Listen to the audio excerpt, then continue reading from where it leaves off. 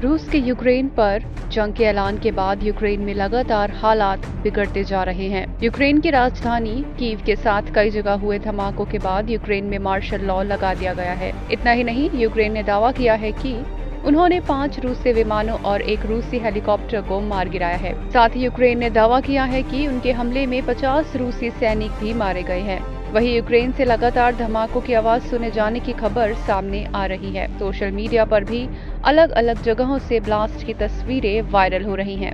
रूस के हमले के बाद यूक्रेन में फंसे भारतीय लोगों और छात्रों की परेशानियां भी बढ़ती नजर आ रही हैं। मिली जानकारी के मुताबिक यूक्रेन में खाने और पीने की समस्या भी अब बढ़ने लगी है। वहां फंसे छात्रों ने बताया कि बाजारों से खाने पीने के सामान अब खत्म हो रहे हैं। साथ ही कैश को लेकर भी भारी समस्या है। हम लोग इसलिए जुड़े हैं कि हम इंडियन गवर्नमेंट से, मिनिस्ट्री ऑफ एक्सटर्नल अफेयर से सबसे हाथ जोड़ के विनती करते हैं कि हम लोगों को प्लीज यहां से निकाल लीजिए, क्योंकि कंडीशंस बहुत ज्यादा खराब है यहाँ पे। क्योंकि फूड यहाँ पे मार्केट्स में खत्म हो चुका है, एटीएम्स में पैसे नहीं है, विड्रॉल नहीं कर सकते हो आप, सारी चीजें बंद हो चुकी हैं, क्योंकि यहाँ कंडीशंस बहुत बेकार है। और अगला बम रिंग पता भी नहीं है कहाँ पे होगी, किस जगह होगी। हम सब लोग जुड़े हुए हैं। हम सबसे, इंडियन गवर्नमेंट से, सबसे बस यही रिक्वेस्ट करते हैं, हमें जल्द से जल्द यहाँ से निकाल लीजिए, प्लीज यहाँ से निकाल लीजिए जल्द से जल्द। वहीं यूक्रेन में भारतीय दूतावास के बाहर भी छात्रों की भीड़ लगनी शुरू हो गई है, जहां उन्हें सिर्फ आश्वासन ही मिल रहा है। क्या कर रहे हैं? मैं बोल रहा हूँ, आपको जो दिक्कत आएगी उसमें हम किस लिए करेंगे? सर हमारे पास एक मिनट करने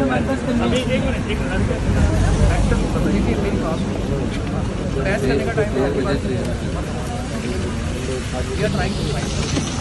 अभी इसके भी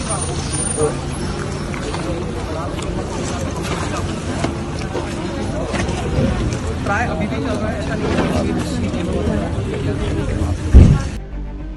इस बीच यूक्रेन के राजदूत इगोर पोल्खा ने भारत के प्रधानमंत्री नरेंद्र मोदी से मदद की अपील की है। मीडिया से बातचीत करते हुए पोल्खा ने महाभारत का हवाला दिया है और भारत के प्रधानमंत्री नरेंद्र मोदी से मदद मांगी है। पोल्खा ने कहा कि भारत के संबंध रूस से अच्छे हैं, इसलिए पीएम मोदी से गुजारिश है कि वे रूस के साथ बात करके इस तबाही को रोक दें। इस बीच भारत सरकार ने युद्ध के हालात को देखते हुए यूक्रेन में फंसे भारतीयों के लिए गाइडलाइन और हेल्पलाइन नंबर जारी किए हैं। ये हेल्पलाइन 24 घंटे काम करेगी।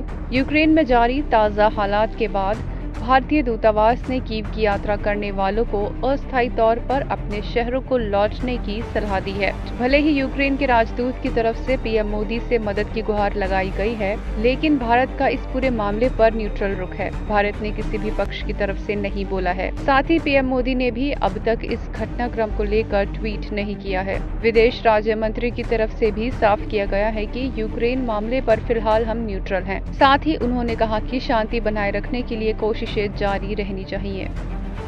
INS report.